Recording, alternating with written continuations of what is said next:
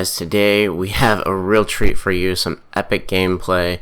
We've got 2 destroyer kills, 119,000 in damage, and as you can see in this little montage here, I've time-stamped where the kills are just so you guys can see the carnage if you're really interested in that. Now what I will say is that there is a clutch kill at the end of this game, and if you want to go just straight to that, go ahead and do that. Today, welcome to World of Warships Legends. My name is Nick. We're in the Kagero today.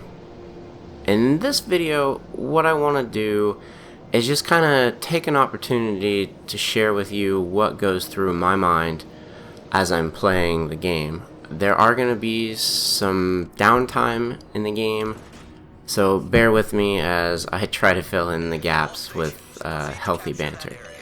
Now as we come around to A, I'm thinking of 2 things. I'm thinking of my exit strategy, and I'm also thinking about how many destroyers are on the enemy team and which destroyers they are.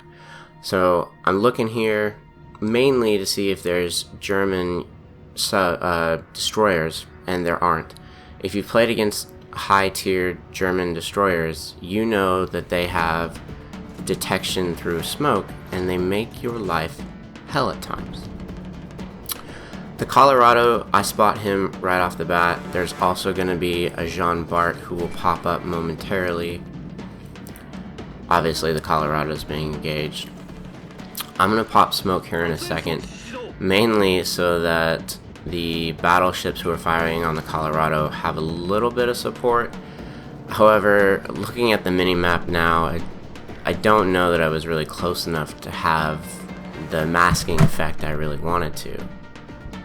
This is one of the moments in the game where there's a... oh, nope, there's the destroyer right there. There's the smoke screen.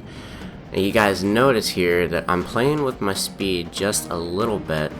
I come to a complete stop. Yes, I'm spotted, but I'm not worried about that too much. I fired those torps into the middle of the smoke screen, hoping to get a kill out of this, but if you notice the dispersion of the smoke, he's actually probably more to the left. So I highly doubt that those are gonna be any good. Notice though that I've still kept my exit strategy so that if he pops out and I get spotted, or there's a Fiji off to the right, you guys can't see that, I want to maintain that exit strategy so that I can get out quickly, especially since I've already popped my smoke and I won't have it for another 3 minutes. Alright, we get spotted. So there's the destroyer. Let's see, let's get shots on him. Alright, those first ones, they weren't that great. He knocks out the engine, so what? I'll just get rid of that. Oh, that was good. That shot was good. Incapacitation. Now, the Fiji has spotted me and is firing me. I need to get out, like, right now. The Jean Bart is also trying to get me. Notice here, though, that I'm not going to engage the Fiji. There's absolutely no reason to fire on him.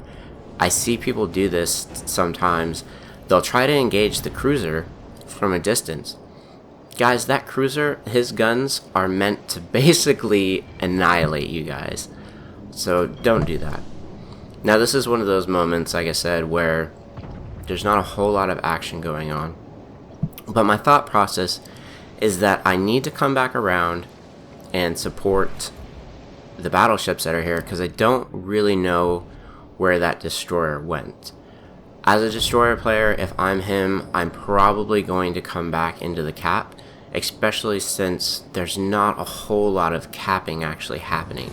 Yeah, that battleship's coming into the cap to help support it, but there's not a whole lot going on.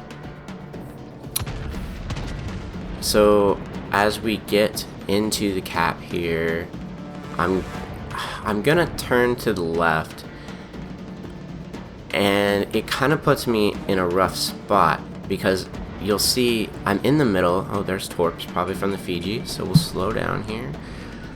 Sometimes, guys, that's why it's important not to go just full bore. Now, you notice, okay, the destroyer's there. He can get within 4.9 clicks of me before I'm sighted by him. So in the meantime, I'm feathering the gas. I want this Jean Bart to poke out, but I don't know that he's really gonna do it. So I'm gonna send Torps his way just to kind of keep him back. We're spotted. The destroyer's out there. He doesn't have a whole lot of health. However, the Fiji and the Jean Bart are still within devastating striking range. He's going to pop smoke here. He's going to try to disappear. However, we're still going to get the kill. Oh, Shiza. Shiza, Shiza, Shiza. Go, go, go, go, go, go, go. Come on, babies. Come on, babies. Come on. Oh, my God. Oh. Did you guys see that? Oh, my God. That torpedo went right... It went right under me. That's, I don't know what to say about that. You know, sometimes in World of Warships Legends, you get lucky. If you've ever played a battleship, you know all about the dispersion. Sometimes you can be just spot on with the fire and just completely either go above the target or below the target. Here what I'm doing, my thought process is, I was gonna go back for that battleship that I just looked at and pop smoke for him, but I don't want to waste my last smoke, and it's actually going to come into play a little later in the game. This Jean Bart has decided that he has had enough.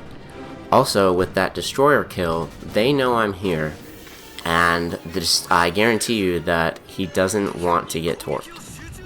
I'm gonna try my best to get these torps on him, and I shoot them. I probably should have gone out on the reticle, probably to the very edge on the right hand side. So unfortunately, those are probably not going to hit him. The Jean Bart, in my opinion, is just one of the worst ships to try to torp because they're so agile, they're so fast. I don't have the Jean Bart, but it appears most times that they can see the torps coming from quite a distance. However, notice that it forces him to go broadside to the fleet of battleships that is behind me. Guys, your torpedoes don't always have to get kills. They can be used just to force people to get out of a situation, or you can force them into a situation in which is going to be most beneficial to you. The Nagato, he takes a whopping right there. I'm gonna launch these torps in just a second. I really didn't need to though, because the battleships are basically gonna finish him off. So here's one of those times where there's not a whole lot happening in the game. So what I want to do now is, if you guys like what I'm doing, please hit that like button. Leave a comment about what you guys like, what you didn't like. Also, become a subscriber and make sure that you hit the bell so that when we post videos, you guys get the first notifications. Alright, so here I looked at the mini-map and I noticed that, well, there's two things I noticed right here. For one, we are down by over 300 points. They have 2 caps, and they've taken out, you know, four of our guys to us taking out 2 of theirs. I also noticed that the Bismarck is pushing up on the flank, and I don't want him to come around and have an advantage on the battleships that are at A still. So we're going to come around, and you see that island there? I'm actually going to use that island as my escape route once I fire these torps. The Bismarck is not alone though. He also has a Colorado here. And in a second you're going to see the Miyoko pop up. I know I kind of butchered that, but it is what it is. Now my goal here with the torps, again, isn't really necessarily to torp these guys. I just kind of want to slow them down. They're pretty far out. The Bismarck is another one of those ships that is hard to torp. They're agile. They're a bit fast. In my opinion, if you launch these right, or had I launched these right, I probably could have taken him out. But I'm going to just kind of do it in the middle there, and I'm going to do it back just, well, maybe a little farther out, I guess. What I want to try to do is I want to see if I can separate the Colorado from the Bismarck. And the other one is I want to see if I can get both the Colorado and the Bismarck torqued. Maybe I can take out all of them. Who knows? Maybe that Miyoko slows down and I get, you know, a 3-for-1, which would be just awesome. Alright guys, so we've now have our exit strategy. We got 2 hits on the Bismarck and 1 flood, and we're about to get 1 more hit on the Colorado. There it is, 1 flooding. If you guys have ever played battleships, you know that a lot of battleship players, as soon as they get hit, either they get on fire or they get a torp and they get flooded, they instantly activate their damage control. Now I get it, at this distance it's probably the smart thing to do. However, just keep that in mind when you guys are playing. Just because you get on fire or you get torped, don't immediately smash that damage control button, just in case you need it. I can't tell you how many battleships I have either burned down or watched burn down, because as soon as they're on fire, they put it out. Now there's that destroyer, and we need to be watchful of that, and that's one of the reasons that I aim back in here. Not only do I want to get the Bismarck and these torps, I wish I had a little bit more room. I should have turned quicker. The Amagi is back here though, and he is actually going to provide me quite a bit of cover support. Those torps, man, they look good, but you notice how the Bismarck, he's got a lot of speed, and even though they look good, you can see it there, he's slowing down a little bit. He is going to eat some of them, but he's not going to eat the complete torpedo salvo. Now this Mayoko, he doesn't stand a chance against the Amagi, and he's going to quickly be erased. The torpedo hits, that's 1, that's 2, 1 flooding. Now remember that he has used his damage control, but it looks like it must have reloaded for him. That's okay. The Amagi is going to take him out anyways. I'm not too upset about that. I really had no intentions of firing on the Bismarck, mainly because the Colorado here behind the island is still pretty close, and I wasn't sure where he was. And secondly, I had seen that destroyer, and I didn't want to give away my position. Obviously, they probably know I'm over here. The Colorado, he's spooked. He's actually going to retreat. The Amagi is going to try to get him. He hits the island, no big deal. What you guys will see next is this Colorado that's 13 clicks out. He's going to press on me, press up, and I'm going to launch these torps here in just a second. Now I get spotted, I pop smoke. One thing I do make a mistake on here though is I'm going full speed while I pop my smoke. And you'll notice that I continue to be spotted because I'm going so fast that I'm actually outrunning my smoke. Keep that in mind, guys. When you pop smoke, you have to slow down, change direction, do something. I'm spotted again because the Colorado has his air support up. That destroyer is coming up, but I don't notice him right now. He's firing on me. I actually thought it was the Colorado firing on me, to be honest with you. He gets some pretty good shots in here before I actually figure out it's him. But wait for the accident. 1, 2, 3, boom! Look at that, a devastating strike. Did you guys see that boat jump?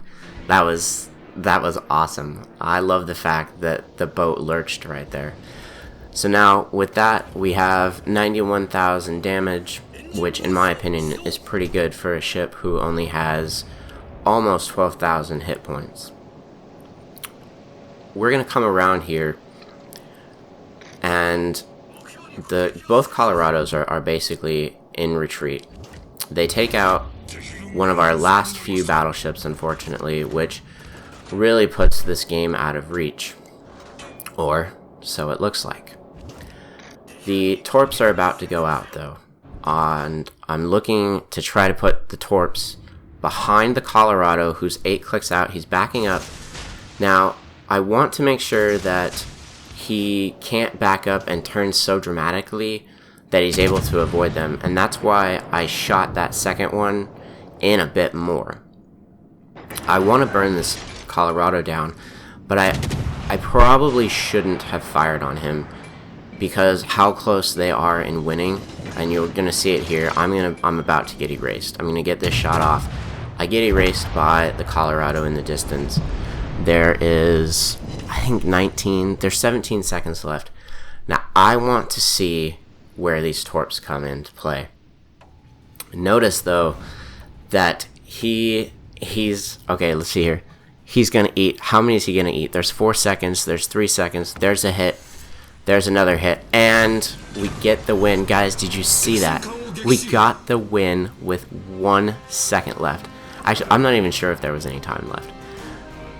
So let's recap. We had a great game. We had 119,000 in damage, 3,293 base XP in a game where we probably shouldn't have won.